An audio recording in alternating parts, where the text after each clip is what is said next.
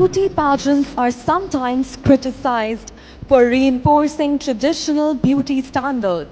How would you redefine the purpose of such competitions in modern India?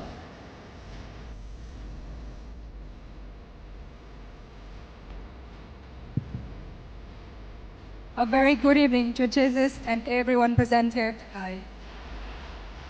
People often see beauty pageant as for someone who has good figure, for someone who has good face, or for the gowns we wore and the makeup. But it's way more bigger than that.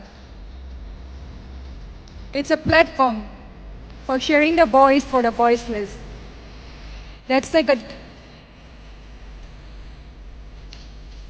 that's like a deep moment for all my 47 co-contestants from different states, bring up different advocacy for the state, for the nation, and for globally, for a betterment of our society.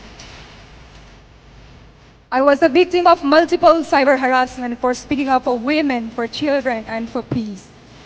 But today, in front of all these beautiful people around me, I stood in front of you, with turning every pain into power to inspire generations to come. Thank you.